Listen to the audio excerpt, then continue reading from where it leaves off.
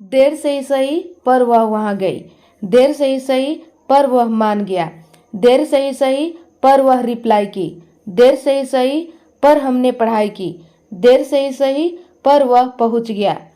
Guys ऐसे sentences आप daily life में यूज करते हो, तो जब इस टाइप के सिचुएशन आ जाए दोस्तों, तब आप इसे इंग्लिश में कैसे बोलोगे, समझ लेते हैं। सबसे पहले इसका रूल, सबसे पहले यूज करना है it's okay even if late but plus sentence. समझते हैं एग्जाम्पल से। देर से ही सही पर वह वहां गई, तो सबसे पहले अकॉर्डिंग टू रूल आपको यूज करना है it's okay even if late but.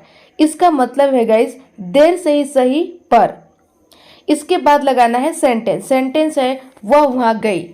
ये सेंटेंस है गाइज आपका पास्ट इंडेफिनिट का, और पास्ट इंडेफिनिट का रूल होता है सब्जेक्ट प्लस वर्ब की second form and then object. तो वह वहां गई, it mean she went there. तो आपका कंप्लीट सेंटेंस हो गया it's okay even if late but she went there. It means देर से ही सही पर वह वहां गई।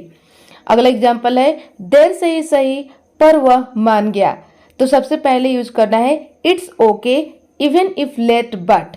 इसके बाद लगाना है सेंटेंस। सेंटेंस है वह मान गया, इट मीन्स ही अग्रीड। तो आपका कंप्लीट सेंटेंस हो गया दोस्तों it's okay even if late but he agreed. It means देर से ही सही पर वह मान गया।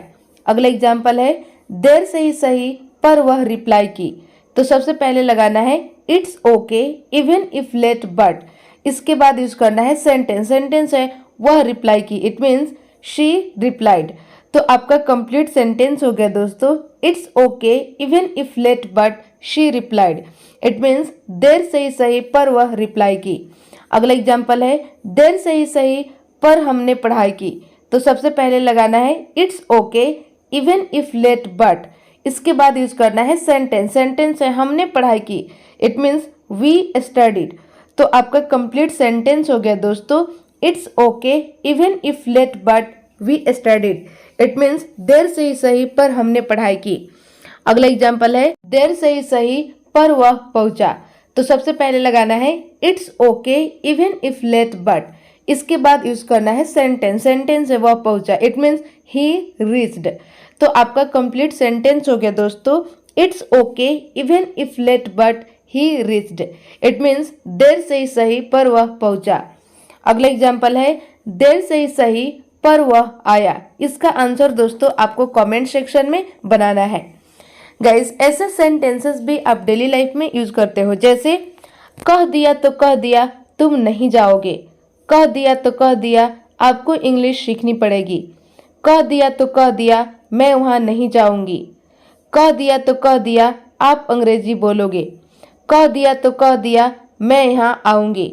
गाइज जब ऐसा सिचुएशन आ जाए तब आप इसे इंग्लिश में कैसे बोलोगे, तो समझ लेते हैं सबसे पहले इसका स्ट्रक्चर।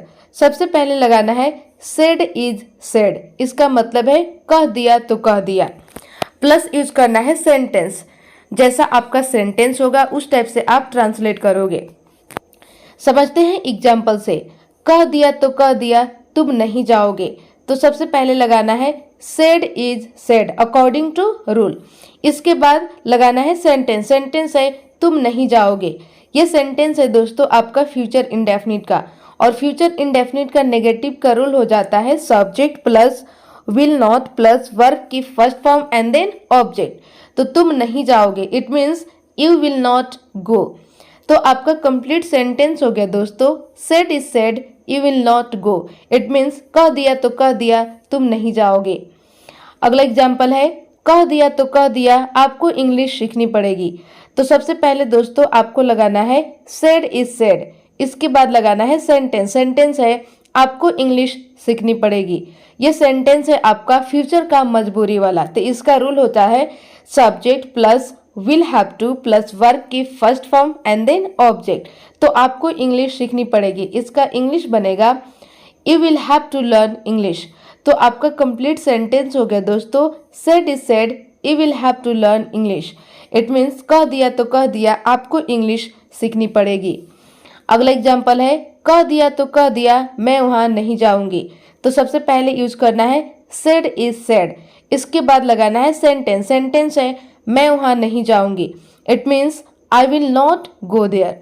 तो आपका कंप्लीट सेंटेंस हो गया दोस्तों, said is said I will not go there. It means कह दिया तो कह दिया, मैं वहां नहीं जाऊंगी। अगला एग्जाम्पल है, कह दिया तो कह दिया आप अंग्रेजी बोलोगे। तो सबसे पहले लगाना है said is said according to rule. इसके बाद लगाना है सेंटेंस। सेंटेंस है आप अंग्रेजी बोलोगे, तो इसका इंग्लिश बनेगा यू विल स्पीक इंग्लिश। तो आपका कंप्लीट सेंटेंस हो गया दोस्तों, said is said you will speak English. It means कह दिया तो कह दिया आप अंग्रेजी बोलोगे। अगला एग्जाम्पल है, कह दिया तो कह दिया मैं यहाँ आऊंगी। तो सबसे पहले लगाना है said is said according to rule. इसके बाद यूज करना है सेंटेंस। सेंटेंस है मैं यहाँ आऊंगी, तो इसका इंग्लिश बनेगा आई विल कम हेयर। तो आपका कंप्लीट सेंटेंस हो गया दोस्तों, said is said I will come here. It means कह दिया तो कह दिया मैं यहाँ आऊंगी। अगला एग्जाम्पल है, कह दिया तो कह दिया तुम मुझसे बात नहीं करोगे। इसका आंसर दोस्तों आपको कमेंट सेक्शन में बनाना है। तो बस गाइस आज के लिए इतना ही, मिलती हूँ नेक्स्ट वीडियो में। आई होप आपको ये वीडियो पसंद आया होगा, तो आप कमेंट सेक्शन में अपना फीडबैक जरूर दें। Thank you.